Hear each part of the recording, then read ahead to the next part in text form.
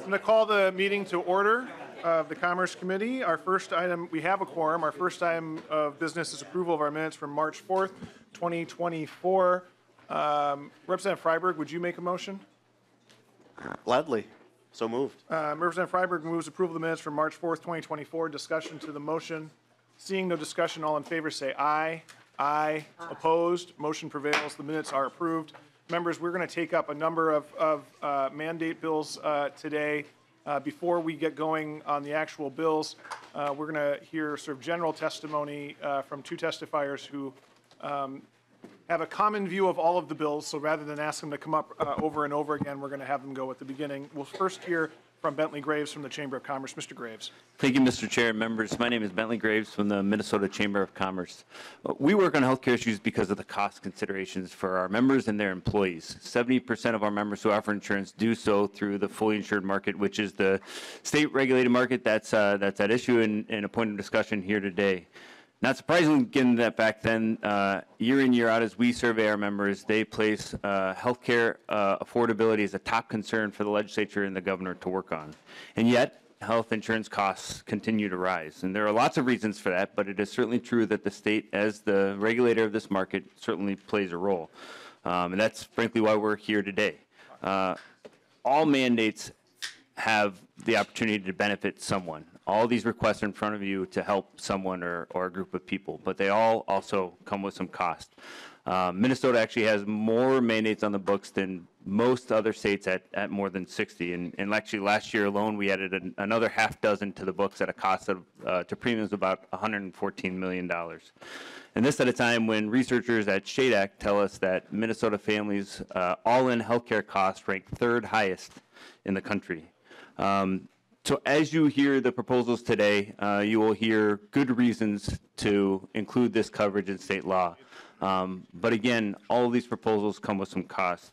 The good news, however, is that there is a solution out there.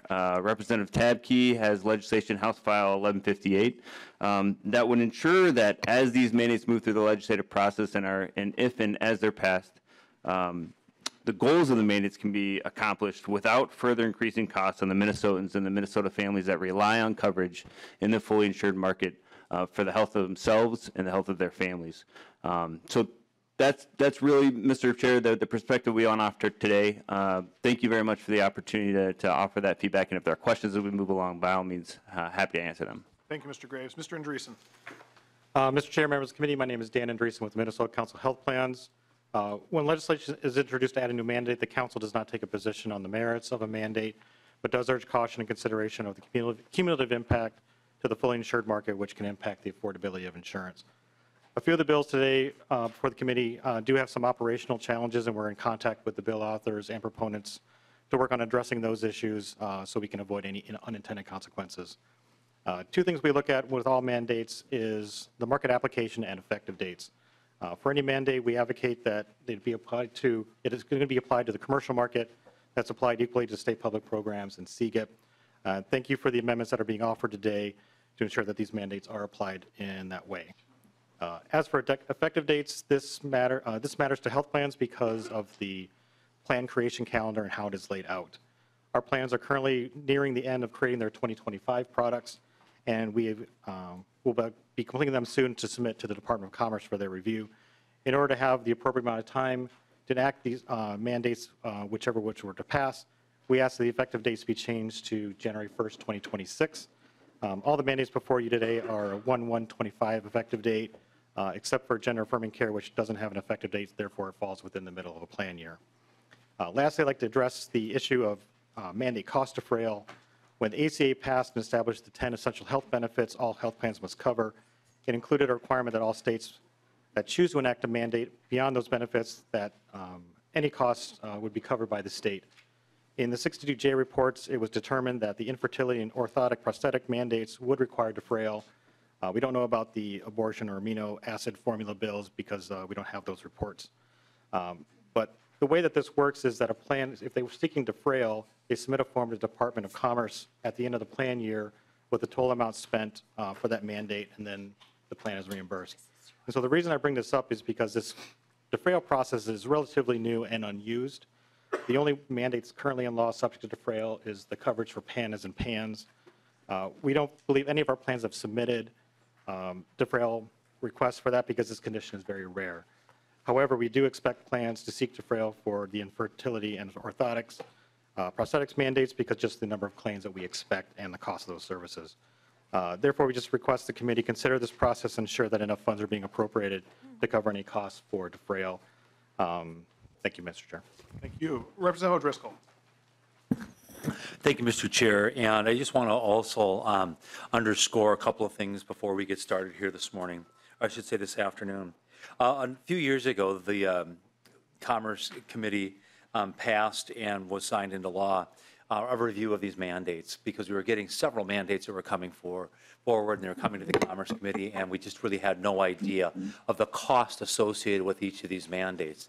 Every time there is a mandate that's included in required coverage in the state of Minnesota, that tends to drive the cost of insurance up for all persons who are premium payers for insurance.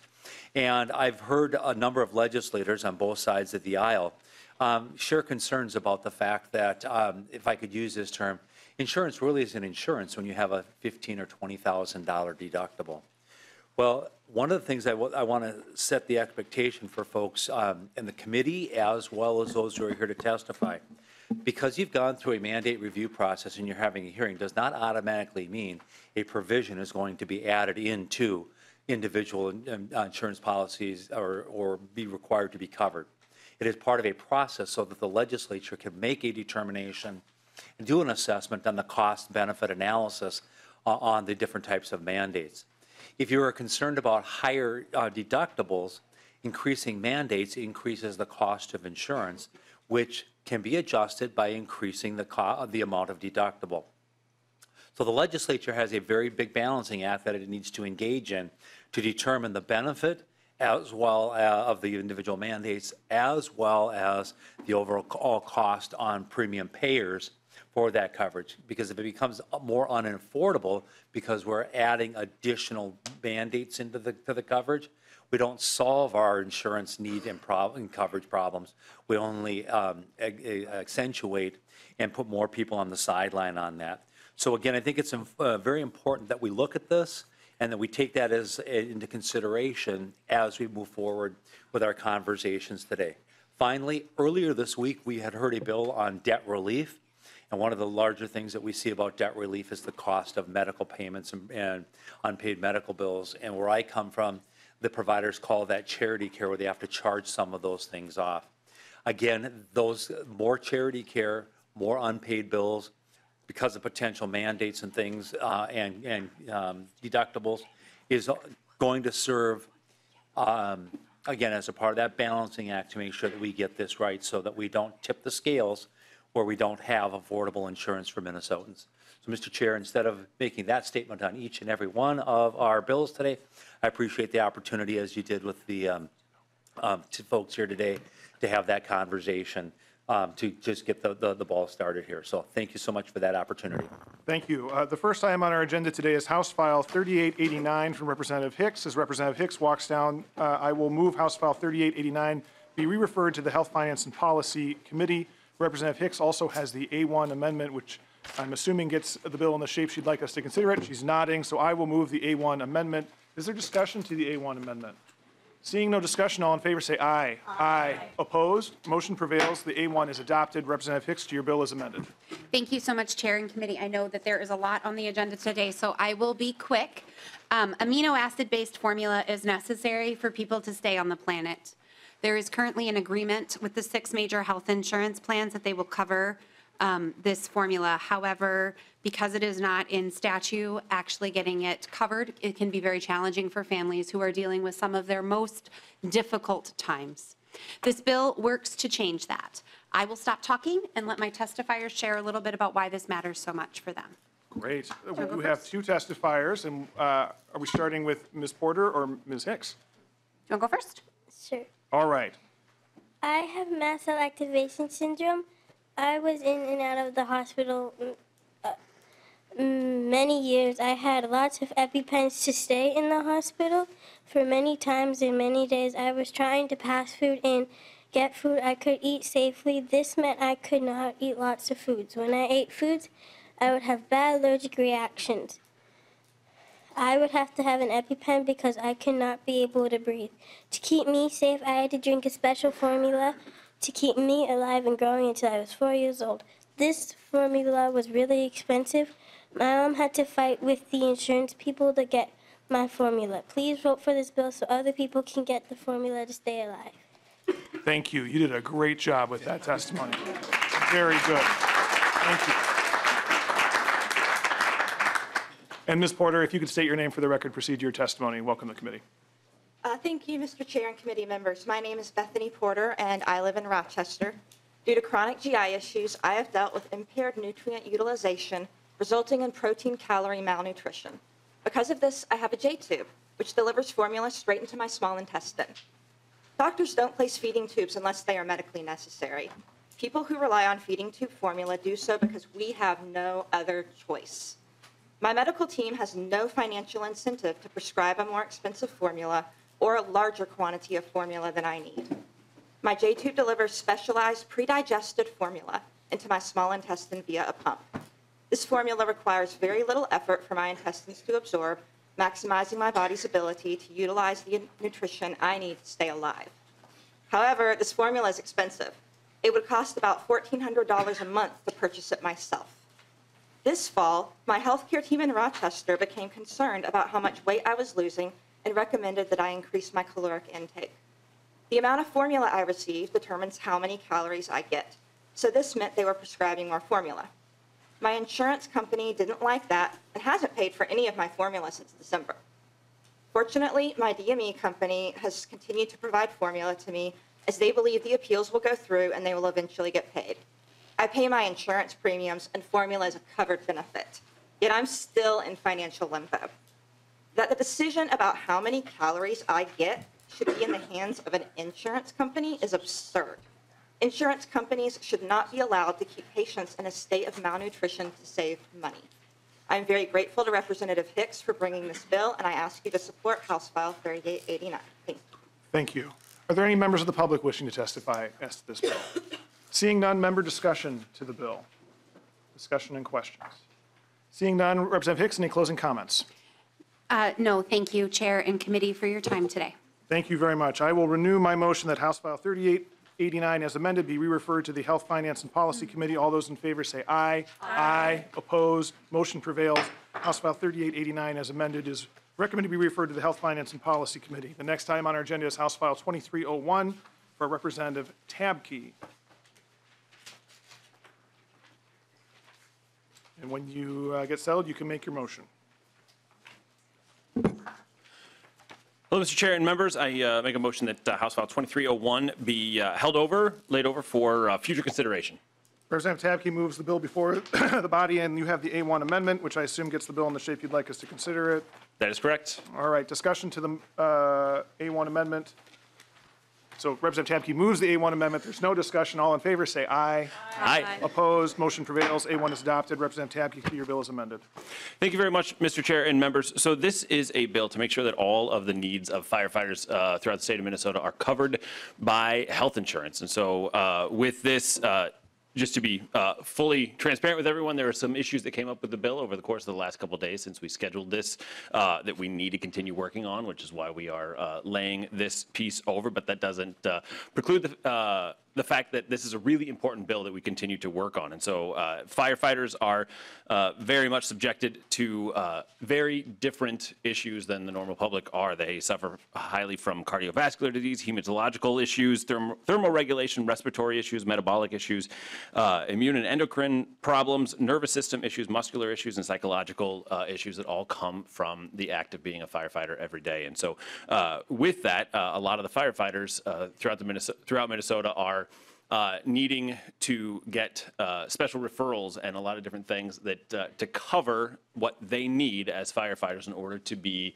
to get the issues taken care of that they have with health insurance. And so those kinds of things are really difficult for them to do. And so we had testifiers lined up who were not able to come here today. This comes from a firefighter in Duluth who has had to be less than honest about some things that he wants to in order to get things covered by health insurance and get cancer screenings and get referrals from doctors that normally wouldn't happen and are not generally covered under health insurance. And so that is why this is important, to make sure that folks get all of the preventative coverage and help with what they need as firefighters. And so what this will do is require that a list from the International Fire Chiefs Association is covered under health insurance for folks. And so one of the big issues that came up with the bill is that we are currently covering full-time firefighters, and we want to find a way to make sure that all firefighters are covered under this bill. And so we'll continue to work on that,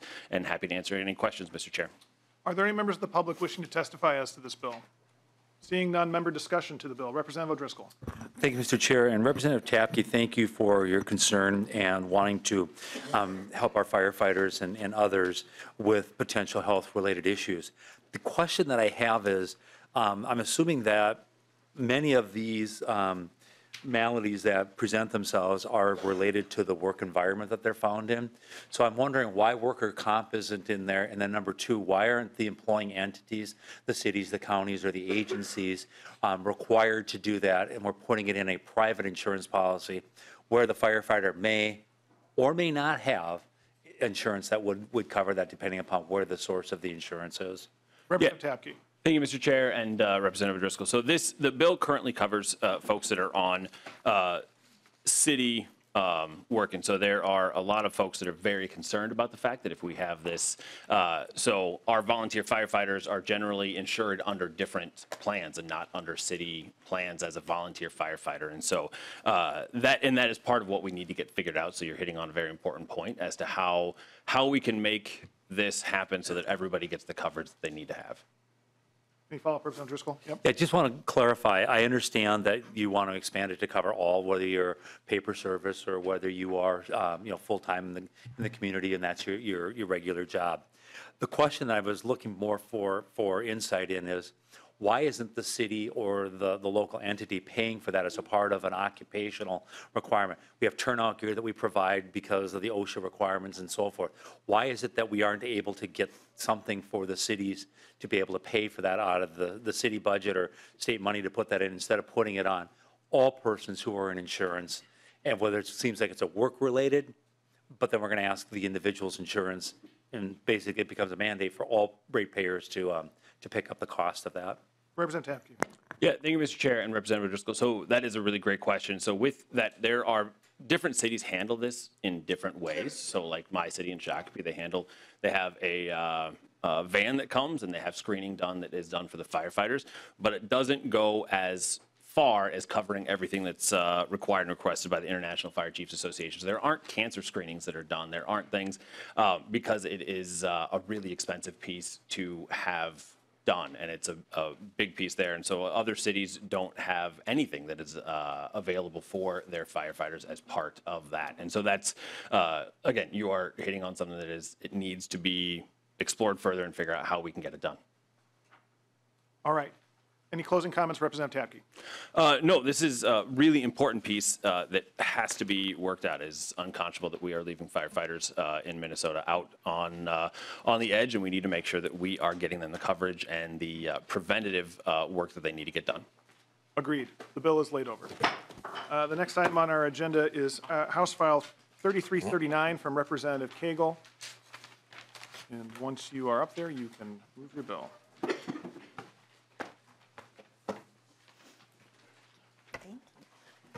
So I will, what's the motion? I'm sorry.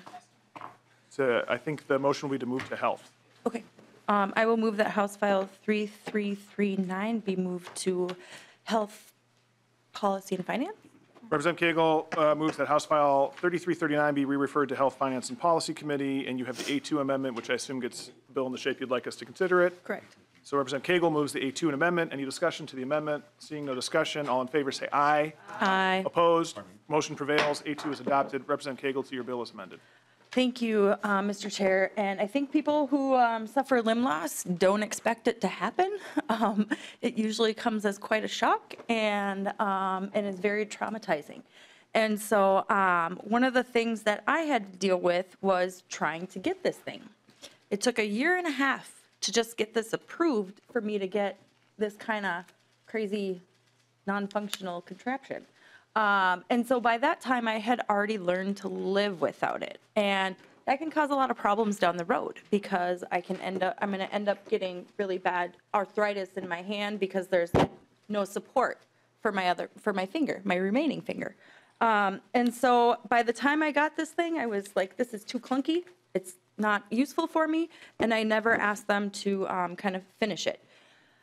Each one of these digits costs between $2,000 and $20,000. So I just want to leave you guys with that, and I will turn it over to my testifier. We have Nicole Verkeilen. State your name for the record. Welcome to the committee. Thanks for Hi. your testimony. Yes, thank you. Good afternoon, Chair Stevenson and members of the committee. My name is Nicole Verkeilen, a born and raised Minnesotan. I graduated valedictorian from Doveyota High School outside of Rochester, Minnesota, and went on to earn a full academic scholarship, graduating with honors from the University of Michigan Ross School of Business. I share this to spotlight the fact that my biggest limitations haven't come from a poor work ethic, but rather a healthcare system that stacks the deck against people with disabilities like me. At the age of 10, I had my left leg amputated to save my life from bone cancer. It happened at the Mayo Clinic, the best medical institution in the world. That didn't seem to matter, though, as I was still provided a standard issued, or rather substandard prosthesis from my parents' insurance provider. Who would have known that having a waterproof leg would be considered a convenience and that running was not medically necessary? My parents had to choose, pay $10,000 out of pocket for a secondary prosthesis or go without. So I went without. Because let's be honest, that's not really a choice for most Minnesotan families. My dad, who's here with me today, did the best he could to ensure I still had a childhood. He would wrap my prosthetic leg in trash bags and duct tape all the way up to my thigh so that I could still play in the water. But I was always self-conscious about how it looked and grew to fear getting wet, knowing how much it would cost to replace if it were ruined. As a child, avoiding the water in the land of 10,000 lakes was incredibly isolating. As I got older, I never gave up. I pursued sports to connect with my peers and manage stress, but my prosthetic leg still wasn't built for running. I ended up in physical therapy with tremendous back pain because I had literally run my pelvis out of alignment. My insurance had no problem paying for PT or replacing the foot I broke every 6 months when it was supposed to last 3 years. Expenses that added up to a lot more than if they had simply provided an appropriate secondary prosthesis in the first place. After constant denials for nearly 2 decades, I finally had enough. In 2017, I put it all on the line. I completed a 1,500-mile triathlon, a journey I called Forest Stump, on my prosthesis built only for walking. With the help of a documentary film crew, I made my story public. At the end of that journey, and nearly 16 years after my amputation, I received my first ever running blade thanks to a charity that heard my story. Although I'm grateful, I believe no amputee should ever have to go to those lengths or become a public figure to get medically necessary health care. Since receiving my running blade, my insurance has not had to pay for a new foot in over 6 years. More importantly, I can run without pain. And next month, I'm honored to say I'll be running the Boston Marathon. By enacting this bill, you have the power to give thousands of Minnesotans their right to mobility. Help ensure the next 10-year-old cancer survivor does not have to wait decades and fight to become whole again.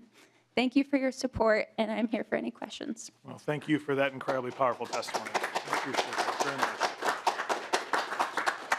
All right, any members of the public wishing to testify as to this bill?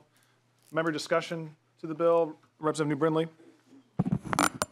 Thank you, Mr. Chair, and thank you, Representative Cagle.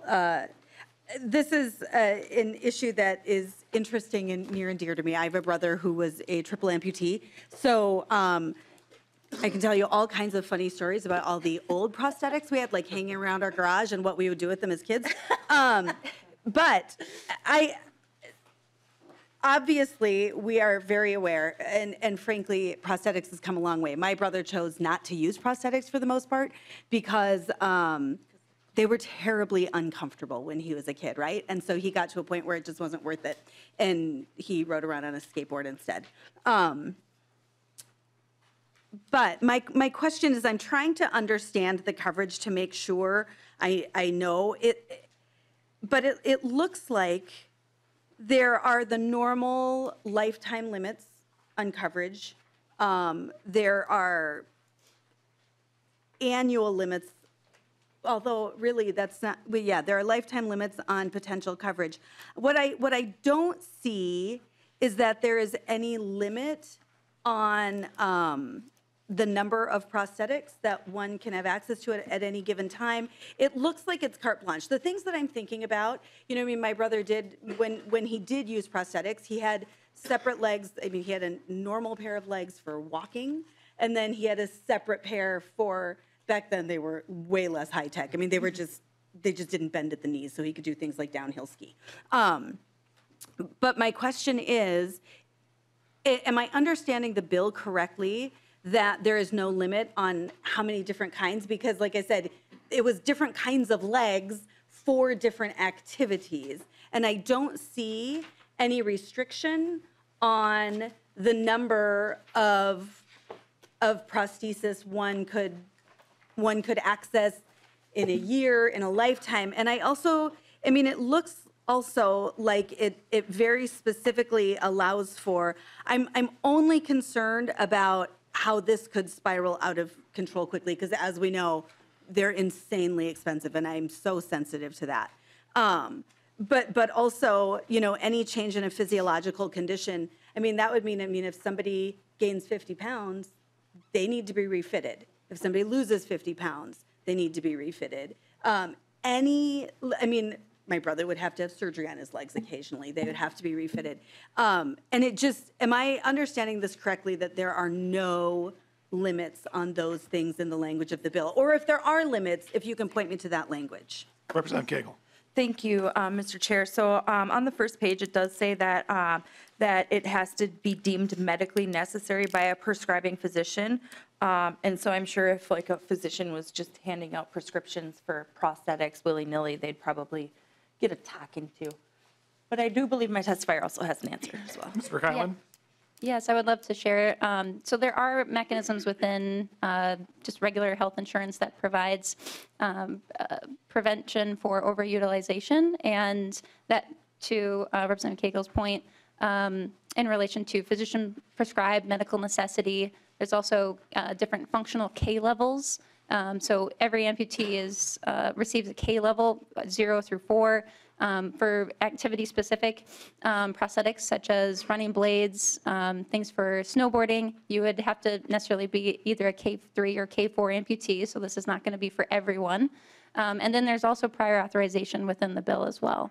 So I believe those mechanisms, but not only that, just speaking from my own personal standpoint of having a prosthesis made, it is a big time commitment. It's a customized process. When I had my running blade made, it took us 2 months and over 6 appointments. So I don't think this is something we really have to worry that people are going to be in the clinic basically hours upon days. It's a fun place to go, but it's not somewhere I want to be every single day. So I can't imagine someone is going to want to have 10 legs made in a year. Frankly, they're just not going to have enough time to do that. They're not going to have enough sick time. And that was actually one of the things that originally prompted me to go on this journey for Forrest Stump, because I was working with my prosthetist trying to get something made that would allow me to run on. And I ended up having 26 appointments over the course of an entire year, over 100 hours of sick time.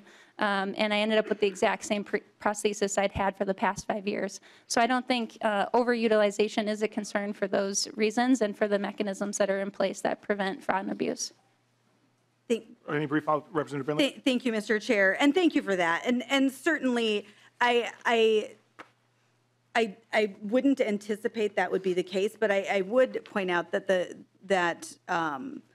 the requirement from a physician is still quite broad to be able to do all the different activities, and again, which is what we want, but I do have concerns about the potential costs of that. And the bill does not expressly exclude public programs. So would this apply to MA and Minnesota Care? Representative Cagle? Thank you, Mr. Chair. Representative New Brindley, they're already covered. So we're just getting the alignment with private plans. Thank you. That's why CGIP covered this, although it took a year and a half to get it pre-authorized, so. Brief closing comment, Representative Cagle? Thank you, Mr. Chair and members. I think, one of the key things is moving this from a durable medical equipment to more post-surgical. It looks like Representative O'Driscoll has a question. We already went to closing comments, Representative O'Driscoll. So one of the things that it really does help moving it from from durable medical equipment to kind of post-surgical, because I think that will really help speed up the process as well. And so I really wish that I could have learned to use this quicker. And the options that they had, again, they were talking about doing one of those implants in my arm, and then I could get the cool, fingers that are mechanic and can sense and stuff, but I couldn't get it wet. And I have a cabin. I'm definitely going to go in the lake. And so those are just kind of some of the situations that we do have to deal with. And I can't imagine not going swimming as a 10-year-old. So with that, I will renew my motion for House File 3339. Representative Cagle renews her motion that House File 3339 as amended be re-referred to the Health, Finance, and Policy Committee. All those in favor say aye. Aye. Opposed? Motion prevails, and House File 3339 as amended is re-referred to the Health, Finance, and Policy Committee. The next item on our agenda is House File 2607 from Representative Finke. I will move House File 2607 be re-referred to the Health, Finance, and Policy Committee. And Representative Finke has the A1 amendment, which I assume gets this bill in the shape you'd like us to consider it.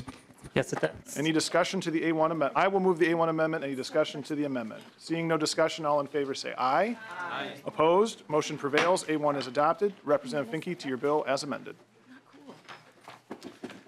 Thank you, Chair Stevenson and committee. This being my first time before this committee, my name is Lee Finke. My pronouns are she, her, hers. And I'm excited to bring House File 2607 to you for your consideration. It's a very simple bill. It just clarifies what is already mandated in insurance coverage for gender-affirming care to make sure that everyone has a clear understanding of what it means to administer this and to cover it. That's all it does. It's a very small piece of policy, and I appreciate your support. Thank you, Representative Finke. We do have some testifiers. First, Ash Tifa, if you could state your name for the record, proceed to your testimony. Welcome to the committee. Thank you, Mr. Chair, and thank you, members of the committee. My name is Ash Tifa. I use she, her, and hers pronouns. And I work for Rainbow Health, and I'm their legal services program coordinator. I'm here today because what we do a lot is deal with barriers to gender-affirming care. And since 2015, we have seen a movement in Minnesota to regulate that care. And to echo Representative Finke's point, this is already what we're doing. This bill would codify MDH and commerce policy that has been on the books since 2015. That is to cover all medically necessary gender-affirming care. By doing so, it establishes a consistent framework for patients, healthcare providers, regulatory bodies, and insurance companies alike.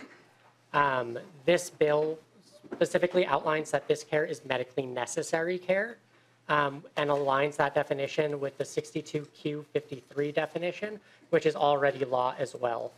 So to Representative Finke's point, this is coverage of care that is already on the books through Department of Commerce and Department of Health policy for the better part of the last decade. And I'll leave it at that. Thank you for your testimony. Thank you. Next, we have Kat Roan. If you could come forward, state your name for the record, proceed to your testimony. Welcome. Welcome back to the committee, I think. Thank you. Good to be back. For those who don't know me, Kat Roan, they or she pronouns, Executive Director for Outfront Minnesota, our state's largest LGBTQ advocacy organization. And I just want to start by saying this is the issue that got me into advocacy work. When I went to my first job out of college, I looked at our health insurance policies, and there was a blanket exclusion for all care related to trans health. That was common practice at the time in many plans across the country. This was not in Minnesota, for those wondering. But I walked into HR and said, did you know this is here? And they said no, and then we changed it. And I'm here to keep changing that so that other folks don't have to fight and advocate for themselves, and so that we can all get the health care that we need and deserve. As Ash and Representative Finke said, this is really about conforming our law to make sure that it matches with the guidance that's already on the books, and to ensure that both insurance providers as well as those seeking care and physicians have clarity on exactly what should be covered and how and where. Our state public policies are already covering this. Many private insurance plans already cover this well under the current guidance, and this is a chance to provide that essential clarity and clean up the books. I'm excited to move this bill forward. I think it will have life-changing impacts for folks who have had to wrangle with insurance providers over the years, and I believe that it will make substantial changes for how trans and gender-expansive Minnesotans are able to access best practice health care. So thank you. I urge you to support this bill. Thank you. Next, we have Rebecca Delahunt. If you could come forward, state your name for the record, proceed to your testimony.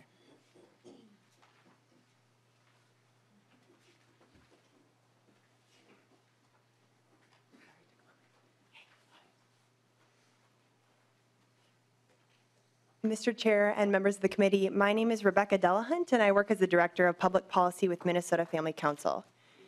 HF 2607 requires all physical and mental health plans offered by insurers who operate in Minnesota to include what the bill authors call gender-affirming care, which the policy states must now be designated as medically necessary. HF 2607 further clarifies and expands last year's statutory inclusion of state taxpayer-funded insurance of so-called gender-affirming care. Last year, a Forbes reporter noted how longitudinal data collected and analyzed by public health authorities in Finland, Sweden, and England have concluded that the risk-benefit ratio of pharmaceutical and surgical interventions for youth in this way ranges from unknown to unfavorable. Finland, Sweden, the UK, and Norway are shifting toward a less medicalized approach that addresses possible psychiatric comorbidities and explores developmental etiology. Dutch newspaper AD quoted Thomas Steensma, one of the researchers of the famed Dutch protocol, who said, "It is still unclear whether these administered hormones affect the fertility of boys and girls. We just don't know," says Steensma. "Little research has been done on treatment with puberty blockers and hormones in young people. This is why it is also seen as experimental," end quote. The WPATH files, released on March 4th, show how WPATH has misled the medical community, all while leading insurance companies and legislatures with its protocols. In short, there is lack of consensus within the global medical community on how to treat minors. The USA is behind our European neighbors in this understanding. So when we consider this division, forcing all insurers to pay for this is misguided, and forcing all state taxpayers to pay for so-called gender-affirming care is coercion. Children cannot give informed consent on treatment that alters or potentially removes their sexual or reproductive health. Please vote no on HF 2607. Thank you for your time. All right. We will now move to amendments. Representative Schultz, you have the A2 amendment. Thank you, Mr. Chair and Representative Finke. And working at your bill and listening to your testifiers, I hear a desire to work on making this more inclusive and for us to work on the clarity. And so that's why I'm bringing forward the A2 amendment, which I think adds additional clarity.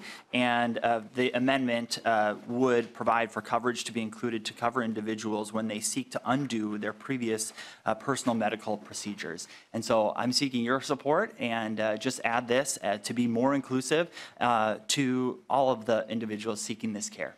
Thank you. Representative Finke. Thank you, Chair Stevenson and Representative Schultz. Thank you for your amendment. I'm going to ask the committee to vote no on this amendment, and I want to make sure it's very clear why. So we just heard a little bit about the data, but we just finished the largest survey of trans people ever conducted in the United States. 90,000 people. Every 4 years, the National Center for Trans Equality does a survey that this time it had 90,000 people. And in that survey, 95% of the people surveyed reported that their lives they were more satisfied with their lives after gender affirming care and transition. Of those 90,000, 3% identified that they were less satisfied. All healthcare has regret rates, and if you talk to anyone in the health industry, they will tell you that a 3% regret rate just doesn't exist. It just is as low as you will ever find. However, there are people in the category that Representative Schultz is talking about. Some people refer to them as detransitioners, people who transition and then retransition. Those people's gender journey is well respected within the trans community, and their medically necessary health care is already covered. That is gender affirming care, and it is covered under the current law. So that this amendment is simply unnecessary. We already include them in our community and take care of their health care needs. Further discussion to the A2 amendment? Mr. Chair. Mr. Chair. I was going to give you closing comments. Got it. I'm just asking if anyone else has a discussion. Got it. Thank you. I'll come back to you as the author of the amendment. Very good. And there is no, so closing comment, Representative Schultz. Yes, thank you, Mr. Chair. And I'd argue that, especially in the lens of this bill and this conversation today, we are seeking to be inclusive. We are seeking clarity. We are seeking to protect minorities. We are seeking the safety of others. We are seeking to avoid discrimination in the laws that we put on the books in Minnesota, which is why I bring forward this amendment to this bill to further clarify in law with this simple language to provide more safety, to avoid discrimination, and I ask for your support. Thank you. All those in favor of the A2 say aye. Aye. Opposed, no? No. The motion does not prevail. The A2 is not adopted. Discussion to the bill, Representative Cagle. Thank you, Mr. Chair. Representative Finke, thank you. I think that this is a suicide prevention bill. And I think that we all need to think about that and realize that this could save young people's lives. And so I'm disappointed that anybody would be opposed to saving young people's lives. Thank you. Representative Finke, closing comments. Thank you, Chair Stevenson and committee members. I'm grateful for this opportunity to expand healthcare coverage to people who need it, all people who need it, and I appreciate your support. All right, I will renew my motion that House File 2607 as amended be re-referred to the Health, Finance, and Policy Committee. All those in favor say aye. Aye. Opposed? No. Motion prevails, and House File 2607 as amended is recommended to be re-referred to the Health, Finance, and Policy Committee. Thank you, Representative Finke. The next item on our agenda is House File 1658 from Representative Brand. As Representative Brand comes down, I will move that House File 1658 be re-referred to the Health, Finance, and Policy Committee. I will also move the A1 amendment, which I assume gets the bill in the shape you'd like the committee to consider it. Yes, Mr. Any Chair. discussion to the A1? Seeing no discussion, all in favor say aye. Aye. Opposed? Motion prevails. A1 is adopted. Representative Brand, to your bill as amended. All right, just 1 second here while I get set up here. Thank you very much, Mr. Chair and members, for hearing House File 1658 today. This is a bill that it's an accumulation of work. It's an accumulation of years of effort at the legislature to get a bill in the form that we can get it in, and this is a reflection of it today to show that this is an important part of legislation across the state of Minnesota. 1 second here. Many of the families that I'm talking about today have had to start their lives in a different way than I have, for instance. With this bill brings hope to families, some of which have had to take out bank loans or take out second mortgages or rely on the kindness of strangers and GoFundMe to pay for their fertility treatments. This is not what I experienced to be a proud father of 2 wonderful children. However, the reality is this: approximately 1 in 7 couples struggle to get pregnant or maintain their pregnancy in this state alone. They live in your districts, they live in my district. A friend of mine is here today to testify about his family struggle. Another friend previously attended a press conference a few weeks ago to talk about their struggles to get pregnant. Little Brett just turned 1 on Sunday.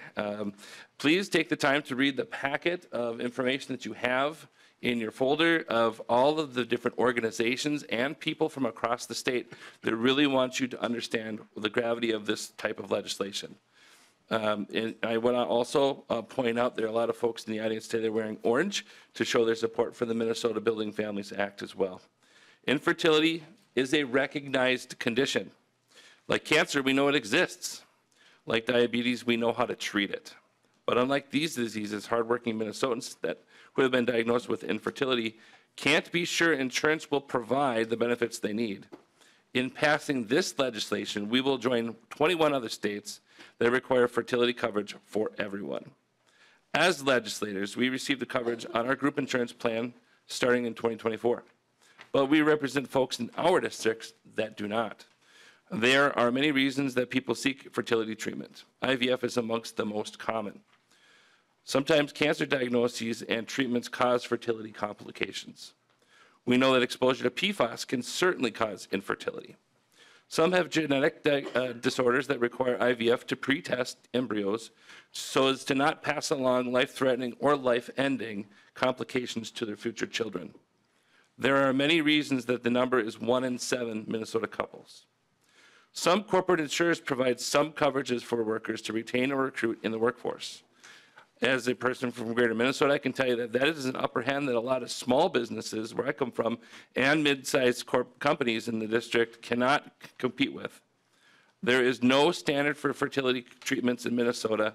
That is why also this legislation is so important. It is also important that anyone in our state has coverage regardless of employer perk, zip code, race, gender, or prior health challenges. I will turn my time over to the testifiers, and afterwards I will be on hand to answer any questions. All right, I think first we have Andy Wilkie, is that correct? State your name for the record, proceed to your testimony. Welcome to the committee. Thank you, Mr. Chair, members of the committee. Thank you for allowing me to testify today in support of House File 1658. My name is Andy Wilkie of Mankato. I'm here with my daughter, Ellie. Ellie, can you say hi? Hi. Hi. What's your brother's name? Henry. How old is he? 2. Yeah. My wife, Rachel, wishes she could be here today, but she's busy serving her clients as a children's therapist in Mankato. We testified before this committee 2 years ago. Thank you, Mr. Chair, for that opportunity. After more than a year of trying to conceive without success, we sought treatment with a doctor who was a fertility specialist. We then endured another year of countless tests, procedures, and a major surgery for my wife. Nothing was successful. This process had a huge impact on our mental health. We had our daughter's name picked out the day we got married. Our dreams of creating her and our family were slowly slipping away. We had one last option remaining, IVF.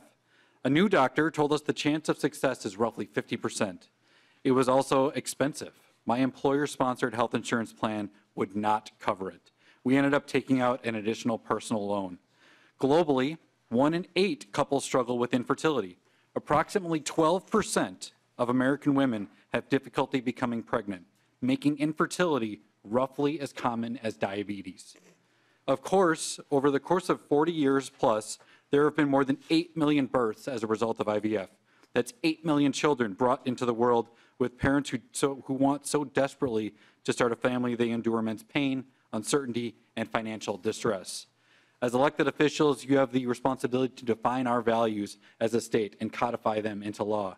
Use that awesome power to give Minnesota families the opportunity to feel the pure joy and frustration of parenthood. Our story is painful and still raw, but unlike so many, it has a happy ending. In 2017, after 3 years of trying, we gave birth to our beautiful girl, Ellie, who is with me today. Again in 2021, because of IVF, our son Henry was born. Too many couples feel ashamed or embarrassed to talk about infertility. We are happy to share our story in an effort to help more Minnesota couples become parents. Thank you, Chair Stevenson, for allowing me to share our story today. Thank you, Representative Brand, for authoring this bill. We urge the committee to support House File 1658. Thank you for your testimony. Next, we have Dr. April Batchelor. Come forward, state your name for the record, proceed to your testimony. Welcome to the committee.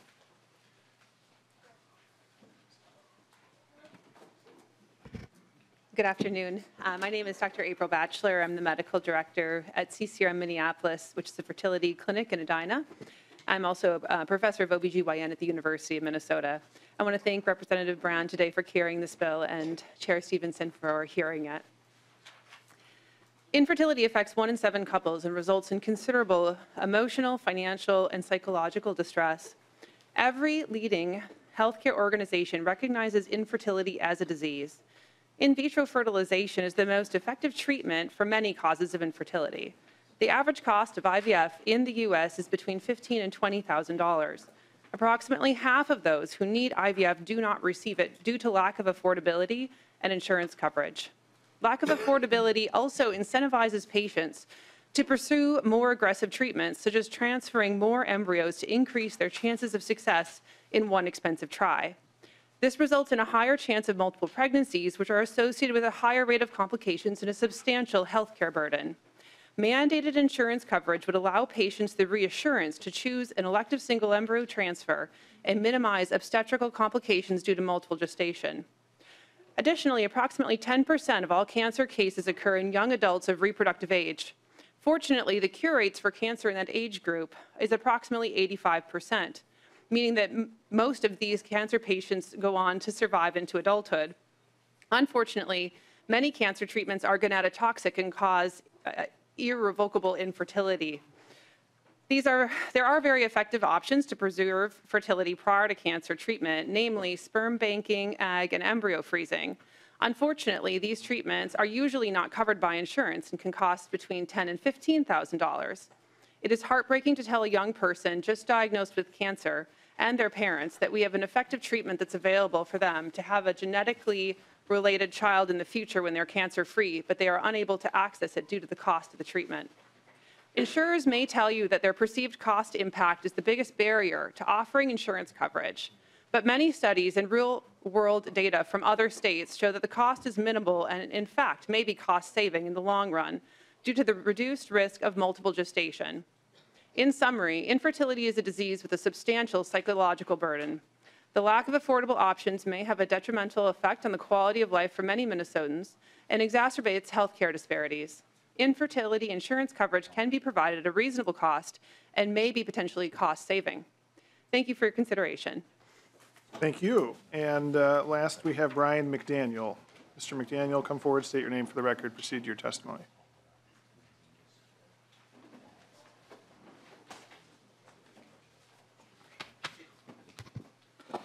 Mr. Chair and members of the committee, thank you so much for your time today and happy Super Wednesday. As a former Commerce Committee Administrator, I'm always happy to be back, and my name is Brian McDaniel, and I am here on behalf of the Leukemia and Lymphoma Society. The Leukemia and Lymphoma Society sees House File 1658 as a medically responsible opportunity to help young blood cancer survivors preserve their parenting options more fully. Blood cancers are among the most common types of cancer diagnosed in children and young adults, with leukemia alone accounting for nearly 25% of all cancer diagnoses for people under the age of 20. Fertility preservation is an essential consideration for pediatric and young adult blood cancer survivors. Blood cancer and their treatment carry a significant risk of infertility. Treatment must begin quickly, which leaves patients with a difficult choice and very little time to appeal to insurers for coverage after a denial of coverage. Cancer treatment is stressful enough without being compounded by the pain and regret of lost fertility. The Leukemia and Lymphoma Society hopes your committee will support access to affordable fertility preservation and coverage services in 1658 as part of a suite of essential patient care. Thank you so much, and we want to thank Representative Brand for his leadership on this issue. Thank you. Mr. McDaniel. We'll now move to amendments. Representative Niska, I believe you have the A2 amendment. Thank you, Chair Stevenson and Representative Brand. The A2 amendment is an amendment that basically is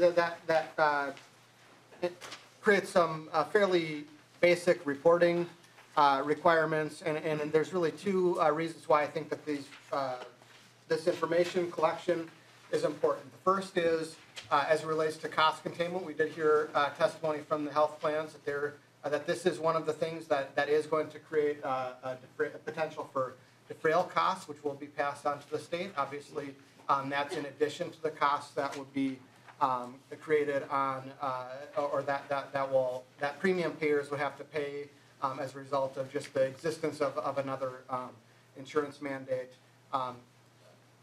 For the other thing we should, I think, have in mind as we look at this in the future is that there are certain ways in which fertility treatments can play out that do raise some fairly difficult ethical concerns. It is an area that there really isn't a lot of regulation around in the state of Minnesota right now in terms of some of the situations that, whether you're talking about designer babies, there are some kind of horror stories happening in some other states.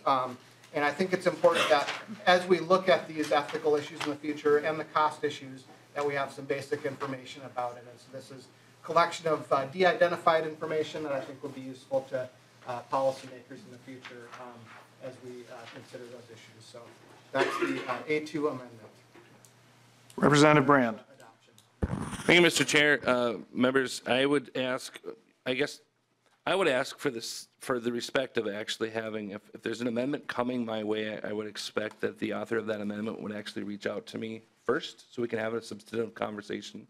This bill is not my bill. This is an advocate's bill. So the folks behind me wearing orange and all those folks that are testifying and writing testimony, that's their bill. And I have had zero time to talk with those folks in advance of this amendment and the next amendment for that matter. And so, I do not feel comfortable changing the bill in any substantive way without actually having a conversation with the author of an amendment, but also the folks that are behind the bill itself beforehand. So I haven't asked members to vote no. Representative Niska, can you tell me, I have a question for you. Can you point me where in this amendment, you just said it was de-identified data, and I am looking at this amendment, and I am not seeing where the amendment is de-identified. Can you point that out to me? The information that's being collected doesn't include the person's name. It just includes other information about what services happen. Well, Representative Niska, as I read this amendment, it says for each individual, you want the provider to report to the department what was provided, whether it was paid for by private coverage, the age of the individual, the reason for obtaining fertility services. And this is incredibly personal information, and there's no data protection here that I see, unless I'm missing something. I don't know why we think it's appropriate for each individual that they have to provide this information to the government about why they're seeking this type of health care. So I strongly encourage a no vote. Representative Cagle. Thank you, Mr. Chair. And I think the thing that really disturbs me about this amendment is lines 1.15 and 1.16. To me, that language looks like you're just trying to figure out their sexual identity. Representative Liebling.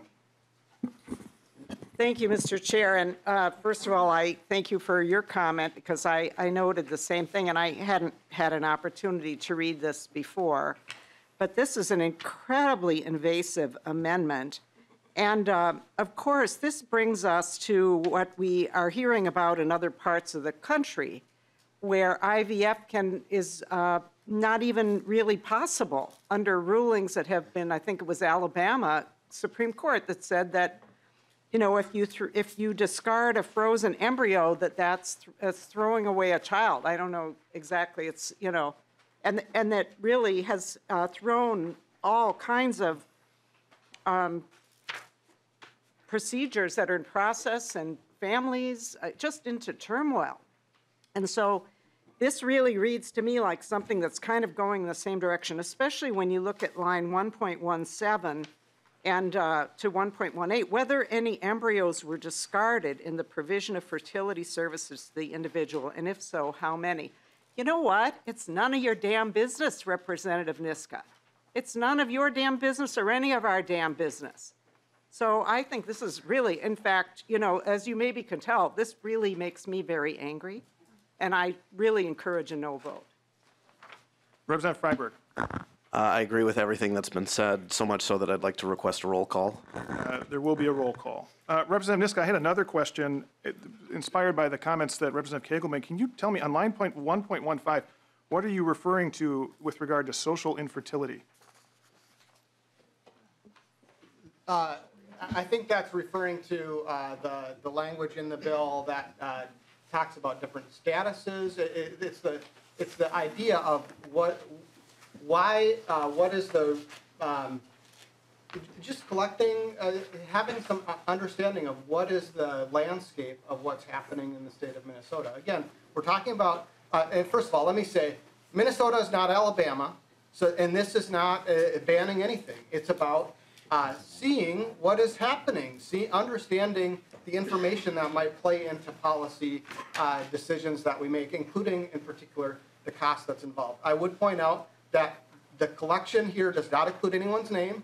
It does not include, it lists specific information that will be collected.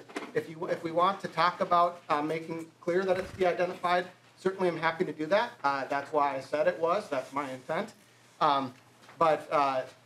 This is, we're talking about, yes, what happens in the state of Minnesota around things that the state of Minnesota is paying for, things that that insurance plans under an insurance mandate are paying for, and things that do raise ethical issues. There are situations in which fertility clinics are, creating, 30, 40 embryos so that parents can sex select or things like that.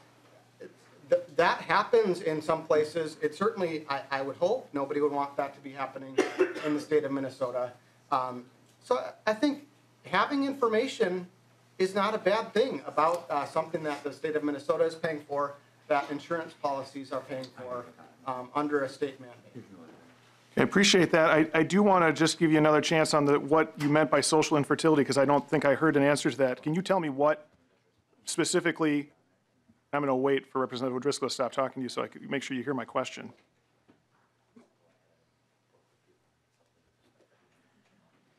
Can you tell me specifically what you mean when you write social infertility in here, what that phrase means? I'm not understanding, and I don't think I heard an answer to that question, and I probably an oversight. There's the word status. There's the word status somewhere else in the bill. I think it's a reference to the same concept. What is that concept, Representative Niska? That's in the A1 amendment on line 4.6. There's infertility means a disease, condition, or status. So it's just trying to understand what are the number of people kind of fitting within the different prongs of that definition, and understanding the implications of that. Okay, I'm still unclear, but maybe we can talk later. I want to be respectful of time. Representative Cleavorn?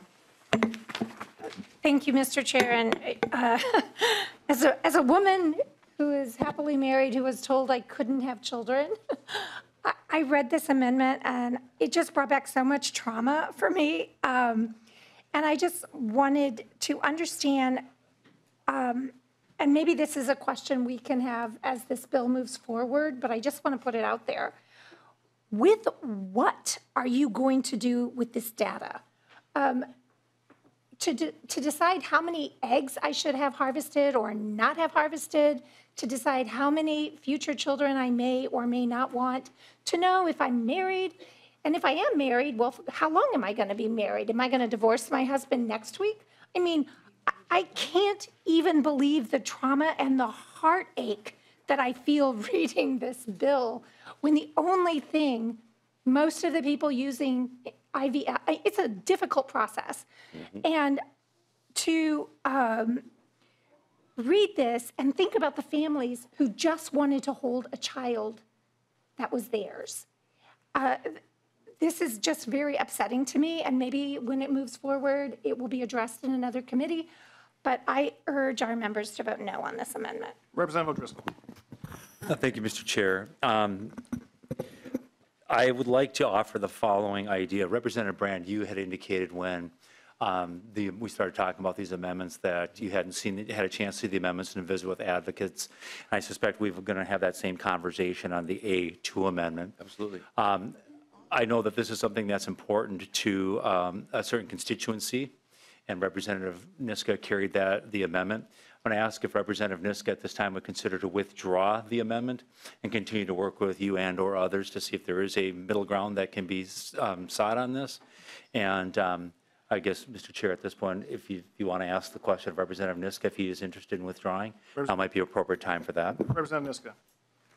Thank you, Chair Stevenson and Representative Brand. I appreciate the point you started off with, which is that this should be, this is and I hear everything that folks are saying on the other side of the table. It's a sensitive topic. I certainly am not trying to expose any person's private, and obviously, you know, a person going through this or a family going through this, they're not, I'm not trying to impose on anyone in that way. And I do think that the more information we have as policymakers, the better policy we can make. That's why we have the mandate review process, for example.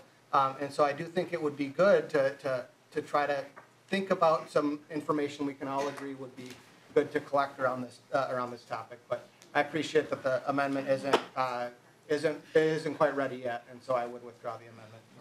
Representative Niska withdraws the A2. You also have the A3, and I heard you say that, especially since you hadn't had a chance to work with Representative Brand, you were withdrawing the A2. So I don't know if you still intend to offer the A3 or whether you want to offer and withdraw, but I'll let you speak to the A3 at this time.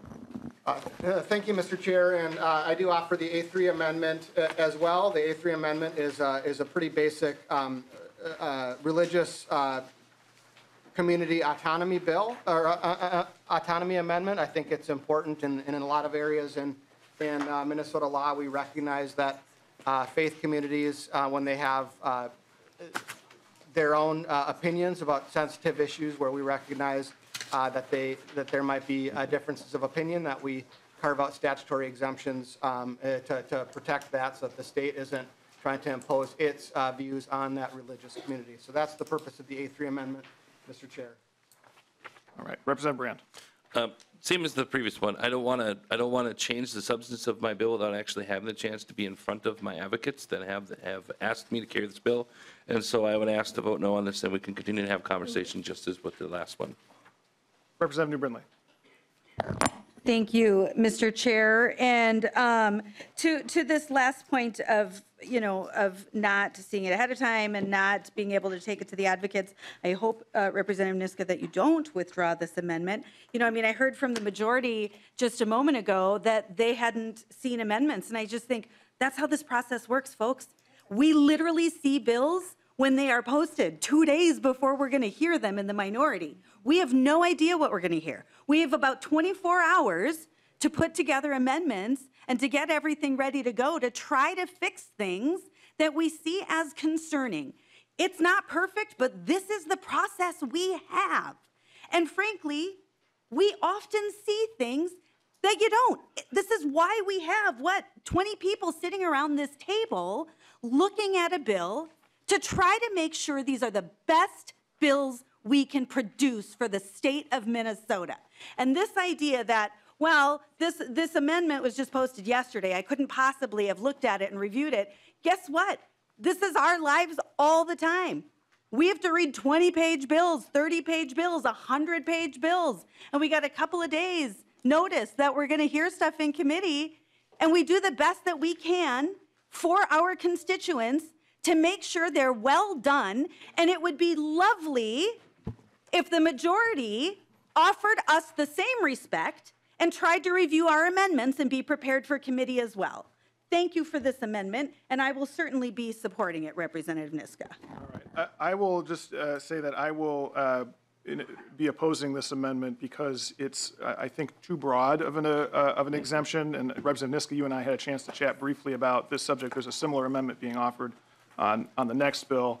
This amendment is not consistent with religious exemptions that we've done on other insurance mandates in the past. So that's the reason why I will be voting no on this amendment. Representative Katiza-Watoon.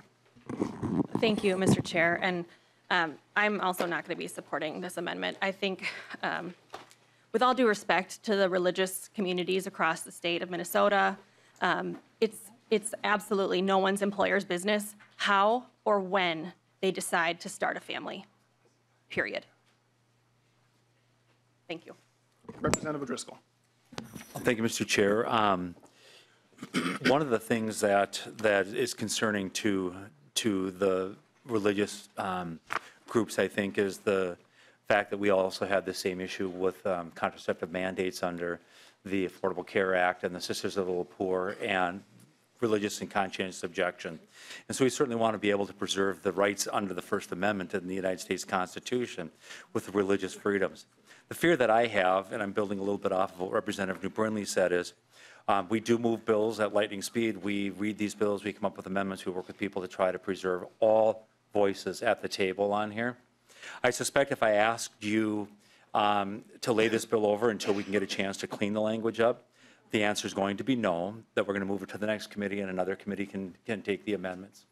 I will assure you that this A3 amendment, or the theme in the A3 amendment, will continue to follow this bill at every step of the way, including, but not limited to, House floor debate on this, because the First Amendment is the First Amendment for an important reason in the United States Constitution. And so I would encourage a yes vote on this. It can be cleaned up and worked on just as much as not passing this bill and working on language can be cleaned up as well.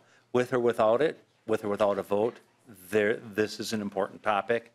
So I would encourage members to vote yes for religious freedom. Okay, we have 2 more members on the list, at which point, and then I'll give Representative Niska a closing comment, and then we're going to vote on this amendment and move to the bill, because we do have 1 more bill left on the agenda today that I intend to get through. So Representative Liebling? Oh, I don't think I was on. Okay, Representative Kraft? Thank you, Mr. Chair. So I'm confused. I thought I heard you talking about why you were going to withdraw these 2 amendments. And you certainly withdrew 1, and then you, so I don't get why what you said applies to the first and not the second. But I'm not voting for this. I just was kind of confused with this process and how you applied it. Maybe Representative Niska can address that in his closing comments on the amendment. Certainly, I'm happy to. I'm not withdrawing this amendment, and in fact, I'm going to request a roll call on this amendment. Chair Stevens. There will be a roll call. Representative Brand, frankly, this is one where you should have come to the religious communities first and talked to them about this issue. So this shouldn't have been something where we first had to raise this in the committee process after seeing the language of the bill a couple days ahead of time. This is an important issue of religious autonomy. I will say for myself personally that in the last week I've had an experience of sensing a consensus, or what I thought was a consensus, shattered in terms of the state of Minnesota's desire to impose on religious communities beliefs under the penalty of law that those religious communities do not share. That is a fundamental consensus that we've had as a society for a very long time. And I think that this amendment, perhaps it's not perfect, perhaps it could be fixed and cleaned up in the Health Policy Committee and narrowed, as you suggested, Chair Stevenson. But for now, I think it's important that we lay a marker on this bill that there is going to be a religious exemption, and so I urge members to vote yes. Mr. Durfee will take the roll. The chair votes no. Chair Stevenson, no. Vice Chair Katorza-Wittun? No. Vice Chair Katorza-Wittun, no. Lead O'Driscoll? Yes. Lead O'Driscoll, yes. Representative Bierman? Bierman, no. Representative Bierman, no. Representative Cha? No. Representative Cha, no. Representative Dotset? Yes. Representative Dotset, yes. Representative Freiberg? No. Representative Freiberg, no. Representative Cleavorn? No. Representative Cleavorn, no. Representative Cagle? No. Representative Cagle, no. Representative Kraft? No. Representative Kraft, no. Representative Liebling? No. Representative Liebling, no. Representative New Brindley? Yes. Representative New Brindley, yes. Representative Niska? Yes. Representative Niska, yes. Representative Perryman? Yes. Representative Perryman, yes. Representative Farr? Yes. Representative Farr, yes. Representative Schultz? Schultz, yes. Representative Schultz, yes. Representative Tabke? No. Representative Tabke, no.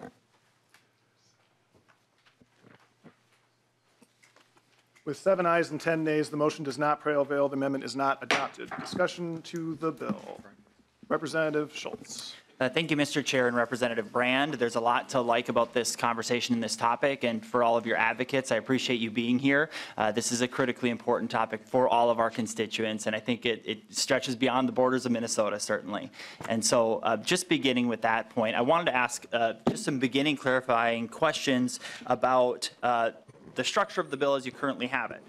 On lines 1.17 and 1.18, you specifically limit it to 4 egg retrievals within one single plan year. How did you arrive at that number, and does that suit families in Minnesota best? Representative Brand. Okay, so we're talking 1.14? and 1 point, numbers again? Representative Schultz, can you give us the? Absolutely. Thank you, Mr. Chair. It is lines 1.17 and lines 1.18 on the original draft of the bill. So this is the language, it must include unlimited embryo transfers, but may impose a limit of 4 completed egg retrievals during a single plan year. Representative Brand. Got it. And so I'm going to phone a friend here with an expert on this. If you could state your name for the record, and then if you can answer Representative Schultz's question. Sure. My name is Julie Berman. I'm a former chair of the board of Resolve the National Infertility Association. Chair Stevenson and Representative Schultz, the 4 egg retrievals is based on consult with many different stakeholders, including physicians, and that's the 4 egg retrievals. That is part of current legislation in other places as well. That has been very successful. Representative Schultz. Thank you, Mr. Chair. And I think I just generally like from the author of the bill to understand how you arrived at the confines of this, realizing, and this has happened to my family, this has happened to my friends. I'm seeking to understand through the lens of your legislation exactly where you draw the line as to what is covered and what is not covered, realizing it could be through drugs, through embryos, exactly how we arrived at these numbers. Mr. Brandt, or Representative Brandt, excuse me. Thank you, Mr. Chair. Representative Schultz. At the end of the day, 21 other states have passed this, and we want to get to a point where there's a standard of care in infertility treatment across the entire country, but especially in Minnesota, because right now there is no standard. And so we used some of the same types of discussions that we had in other states, and we incorporated what we have into the bill because of that. Now, I know that some people have concerns about the unlimited embryo transfers and that sort of thing, unlimited storage, some questions of that happened in the other body. I would just say that there's a lot of different variables in a human life. And if, as you see in the testimony, a couple of parents wrote about their child that had a very young child that was diagnosed with cancer, and they had to make a decision about the reproductive future of that child during the discussion about how that child's going to survive through chemo treatment. And I don't think any of us here at the legislature want to be involved with this but not that, that but not this. I don't think we want to choose which treatments are available for the people. I think it's important that we have a standard of care so that way every physician that's having conversations with a specific patient knows what the standard of care is, what are the opportunities for success. Also, maybe know when the limit is. And I think that if it's a couple trying to have a child, they'll know what that limit is. I don't think that we need to be deciding that for them. I'll give you one more brief follow-up, Representative Schultz. We've got to. Thank you, Mr. Chair, and I'll keep this brief.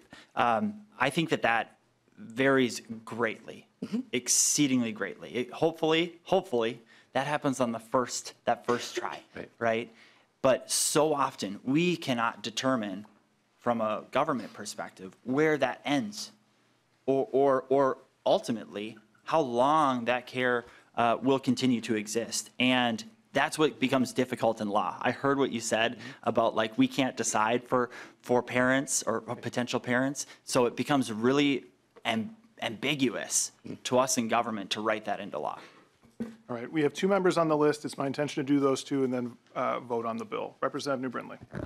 Thank you, Mr. Chair. And Representative Brand, you just talked about having a standard of care. I assume you mean a uniform standard of care. However, there are different definitions in the underlying bill and the amendment on the definition of fertility under the commercial coverage and under coverage for MA. Can you talk to us about that? Representative Brand. I will admit that we want our bill to look exactly the same as it is in the Senate. Right now, it is very close, but we have some writing and drafting challenges that we need to overcome. So as it stands right now, I've talked with the insurance companies today, the Council of Insurance Plans today, and we are committed to making sure that it looks identical to what the Senate definitions are in the next committee. Representative Brindley. Thank you, Mr. Chair. Frankly, I have no idea what the Senate definitions are. I'm talking about there's 2 definitions within this bill. And what's the intention with that? Okay, and I think what he was saying is that the amendment is to bring it in line with they're doing in the Senate, not that for something else in the Senate, that the two definitions are in the Senate. But Representative Brand, I don't know if you have anything to add. I don't have anything to add right now. It's just a matter of drafting and making sure we get the. We can ask House Research if you have a question about this as well, but Representative Friendly. Well, thank you, Mr. Chair. No, I don't have a further question, but certainly I hope that your intention is to clean up the definition so there is a uniform definition between commercial and MA before this would go to the governor's desk. My other question is on the preservation. There's obviously no limit in here, and so I mean, are we talking 5 years, 10 years, 60 years? Is it lifetime? Is it 2 lifetimes? What is preservation? Representative Brand. I'll start, and then if I can have somebody add to it. If you're talking about a 6-year-old child, 5 years isn't going to cut it. If you're talking about 10 years, it's not going to cut it. If you're talking about an individual that has to have life experience before they decide to have a family, we really can't put a pin on that. That's why the indefinite is in there. Now, I do not expect that people are going to have their storage for 2 lifetimes, as you had described in the last scenario. And so I think it's going to be a matter of having the conversation between the physician and the individuals involved in the situation to make sure that they have what they need adequately addressed and taken care of until the time is right. Representative Brindley, very brief. Thank you, Mr. Chair. Thank you, Mr. Chair, and thank you, Representative Brand. Clearly, there are limits. There should be limits. Like you said, it's not going to be a lifetime or 2 lifetimes, but this bill would allow for that. This bill language would allow for indefinite storage, so we probably need to clean that up as well. I just have to say, I am frustrated. I don't know what criteria was used to choose which mandates we are hearing today, but we ended up here with extremely expensive mandates like this one, $18 million a year for this mandate. Controversial mandates. I think we're hearing 2 mandates that haven't even been through the mandate review process yet. I don't know how we chose which mandates we're listening to, but I'm frustrated. We're not hearing the genetic testing mandate. It's been through the review process, literally costs $100,000. It's couch cushion money around here. And it would literally save children's lives. I'm so frustrated by what we are doing in this committee. We're hearing controversial stuff, we're hearing expensive stuff, when we have stuff on the table, ready to go, that could actually just save some lives. This is just frustrating. Representative Freiberg. I'd like to request a roll call. Roll call being requested. There will be a roll call on the bill. And we are going to go right to that roll call because we are running behind on time. So I will renew my motion that House File 1658 as amended be re-referred to the Health, Finance, and Policy Committee. Mr. Durfee will take the roll, and the chair votes aye. Chair Stevenson, aye. Vice Chair Cotiza Wattoon. Aye. Cotiza Wattoon, aye. Lito Driscoll. No. Lito Driscoll, no. Representative Bierman. Bierman, aye. Representative Bierman, aye. Representative Cha. Aye. Representative Cha, aye. Representative Dotseth. No. Representative Dotseth, no. Representative Freiberg. Yes. Representative Freiberg, yes. Representative Cleavorn. Cleavorn, yes. Representative Cleavorn, yes. Representative Kegel. Aye. Representative Kegel, aye. Representative Kraft. Aye. Representative Kraft, aye. Representative Liebling. Aye. Representative Liebling, aye. Representative New Brindley. No. Representative New Brindley, no. Representative Niska. No. Representative Niska, no. Representative Perryman. No. Representative Perryman, no. Representative Farr. No. Representative Farr, no. Representative Schultz. No. Representative Schultz, no. Representative Tabke. Yes. Representative Tabke, yes. With 10 ayes and 7 nays, the motion does prevail, and House File 1658 as amended is recommended to be re-referred to the Health, Finance, and Policy Committee, and I will turn the gavel over to Representative Wattoon. Members, next on our agenda is House File 4053. Chair Stevenson, when you get situated, go ahead and make a motion. Madam Chair, I would move House File 4053 be re-referred to the Health, Finance, and Policy Committee. Chair Stevenson moves that House File 4053 be re-referred to the Health, Finance, and Policy Committee. Chair Stevenson, to your bill. Madam Chair, members, in Minnesota, we believe in reproductive freedom and we believe in high-quality, affordable health care. Health insurance is not worth anything to the people who have it if it doesn't cover the care that they need. And when it comes to abortion, that is all too often the case in Minnesota. In 2021, 25% of people needing abortion care in Minnesota had to pay for that care out of pocket, despite our health insurance coverage rate being less than uninsured rate being less than 5%. At present, no plan available on MNsure covers abortion outside of rape, incest, or an immediate threat to the mother's life. That's unacceptable, and this bill would change that, and I know there are some testifiers. First on the list, we have Dr. Sarah Traxler, Planned Parenthood North Central States. Please approach the bench and introduce yourself for the record. Hello, everybody. Thank you, committee. Good afternoon. I'm Sarah Traxler. I'm the Chief Medical Officer of Planned Parenthood North Central States. I'm a board-certified obstetrician gynecologist with a subspecialty in complex family planning, and I'm also an abortion provider. As experts in reproductive health care and as the largest provider of abortions in Minnesota, Planned Parenthood's mission is to ensure that Minnesotans have access to the care and resources they need to control their bodies, their lives, and their futures. Abortion is an essential healthcare option that empowers this individual control. That's why I'm here to testify in support of HF 4053. Minnesota has already led the way to protect the right to abortion, and we can play a critical leading role in further safeguarding pregnant people's health by covering abortion in public and private health insurance plans. As an abortion provider, I see how healthcare costs can pile up for Minnesotans, for my patients. My patients aren't trying only to cover their abortion appointment, but they're also covering gas to get to the health center, childcare for their children if they have to stay home during their procedure, and hotel costs if they have to travel far to the Twin Cities. Expenses are a real barrier for patients to accessing health care, and they are disproportionately impacting patients who already face increased barriers to care.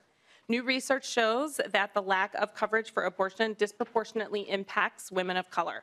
And although Black women make up only 36% of women attaining abortions, they are half of all women seeking financial help to pay for abortion care. Insurance coverage for abortion would improve health disparities. When costs are prohibitive, Minnesotans are forced to make hard choices. I was speaking with a colleague the other day who described a story that he hears way too frequently. An insured patient who lives in Minnesota had to pay for her abortion entirely out of pocket because the insurance company denied her claim after the fact. She received a bill in the mail. This patient, who already had 3 young children at home, considered her options and was forced to make trade-offs about what expenses to prioritize that month. My patients shouldn't be forced to choose between their basic needs, like buying groceries or paying rent, or delaying their abortion appointment until they have enough money for the procedure. Legal abortion is incredibly safe, as we all know. However, every week delay in that care increases the risks associated with it. Insurance is there to help Minnesotans manage the expenses associated with medical needs. Every pregnancy is different, and we need to set Minnesotans up with the tools to manage the unexpected health needs that come with pregnancy, and this includes abortion. Abortion is health care, and health care is a human right. I believe we believe that here in Minnesota. Making abortion affordable would ensure that all Minnesotans can access this essential right. So I ask you please support HF 4053 to require all insurance providers to completely cover abortion procedures in Minnesota. Thank you. Thank you, Dr. Traxler. Next, we have Monica Meyer. Please introduce yourself for the record and proceed with your testimony. Thank you, Chair, members of the committee, for your time. My name is Monica Meyer, and I'm the Political Director for Gender Justice, and I'm here to support the Abortion Coverage Act. Through our work to advance gender equity and secure reproductive freedom, we know the harm that barriers to abortion access cause. We know the desperate measures people resort to when their insurance providers deny their coverage for abortion care, pawning wedding rings, foregoing shopping for the entire month, for groceries, selling their stove. These are all true stories we've heard from people who had health insurance but were denied coverage in whole or in part for the abortion care they needed and face the prospect of absorbing unexpected out-of-pocket costs of more than $750. That's a significant expense for everyone, and people who are insured and paying premiums are being forced to pay for that time-sensitive care on their own due to politics alone. If there's one thing Minnesotans have made clear over the past couple of years, it's that reproductive freedom is central to our values. Minnesota voters demonstrated that support by sending a majority to the legislature that would expand and defend reproductive rights, justice, and healthcare access in the wake of the fall of Roe v. Wade in the face of mounting attacks on reproductive freedom nationwide. In polling, they have told us not only that they overwhelmingly support abortion rights, but also that they want abortion care to be accessible and affordable for all. Nearly 70% say that they want everyone in the state to have equal access to abortion regardless of their location or financial status. The legislature, you all, have changed our state laws to ensure that they regard abortion care as the vast majority of Minnesotans do, as an essential healthcare service as any other. But not all insurance providers have gotten the memo. They still choose to cover abortion care only in limited circumstances like rape and incest, or not cover it at all. And too many of them have made that unfortunate choice. This hurts providers and it hurts people. It decreases access to essential health care that our laws and Constitution regard as a fundamental right. It delays care that's often urgently Ms. Meyer, needed. if I could ask you to finish up. Just sure. As we know, it hurts people, and they don't have the time to be trying to figure out how to pay for the expenses after they're already paying for their insurance. 11 states require insurance coverage of abortion, and 9 of those prohibit cost sharing. It's time to clear away one more of the barriers to abortion access that are standing between Minnesotans and the care they need. Please support the Abortion Coverage Act. Thank you. Thank you for your testimony. Next, we have Kathy Blazer. Please approach the bench and introduce yourself. You can begin your testimony.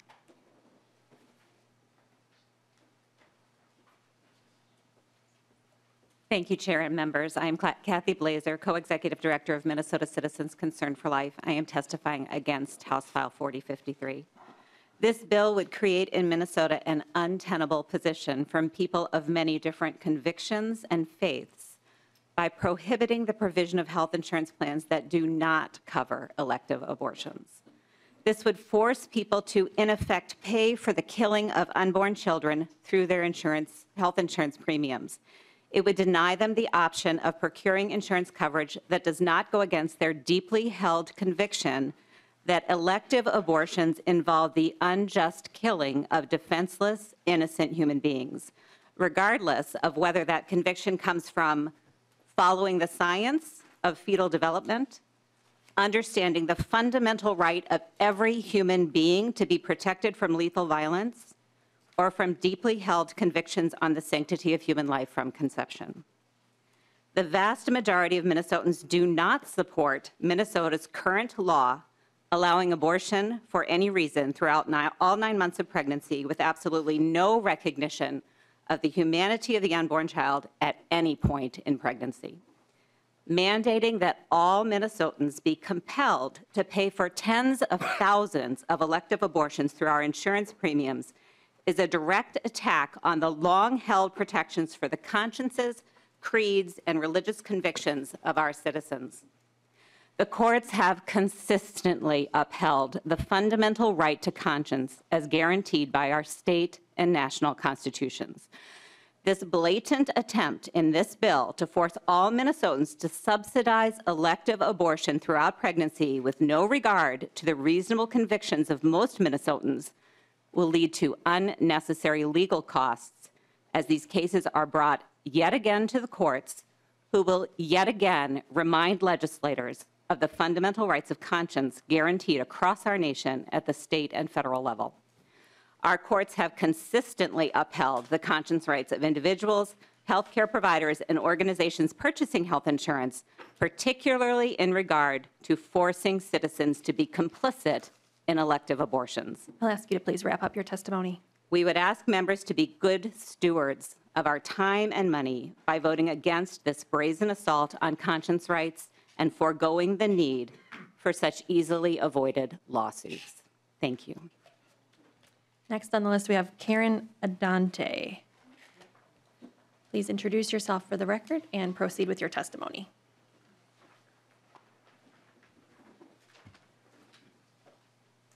Hello, I'm Karen Adante from Mendota Heights, speaking in opposition to House File 4053. As a Catholic, my right to live my faith continues to be threatened by bills like this. We hear about people of faith being martyred and persecuted around the world and think that those things only happen far away. Yet in Minnesota, faith is under attack.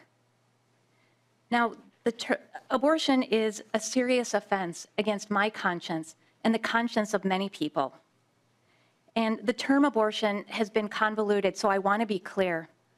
I'm not talking about life-saving care to treat things such as ectopic pregnancies and miscarriages. That health care has always been available, as it should be. But in 2022, there were over 12,000 abortions in Minnesota. The overwhelming majority were elective. With medical advances, abortion that intentionally ends the life of a preborn baby is never medically necessary because a good doctor using the benefits of our amazing medical care and advancements in technology can treat both the mother and the baby. If the baby dies, it is a tragedy, but that's not an abortion because life-saving medical care was provided. This bill would deny historically protected conscience rights for religiously affiliated insurance companies, forcing them to participate by paying for these abortions. We should be investing in preserving life, not forcing insurance companies to destroy it. As a Catholic, am I welcome in Minnesota? Saint Pope John Paul II made an urgent plea to our church. He warned of the grave moral decline as the destruction of so many lives darken the conscience, making people unable to distinguish between good and evil. He calls on us to ensure justice for the preborn. On behalf of all Catholics and people of faith, I urge you to vote no and protect our conscience rights. All right, we'll move on. We'll move to amendments. Representative Niska, would you like to move your A2 amendment? Thank you, Representative Katiza-Watun and Representative Stevenson. I move the A2 amendment as has been expressed in testimony already on this bill. The way it's written right now, it oversteps bounds on religious liberty. It compels violations of religious autonomy on faith communities as well as on faithful Minnesotans, and for similar reasons as the prior amendment on the other bill. I ask for member support and request a roll call. Right. Representative Niska requests a roll call. There will be a roll call. Chair Stevenson to the amendment. Madam Chair, Representative Niska, I'm going to ask members to vote no on the amendment today. I'm certainly open to a discussion about exemption.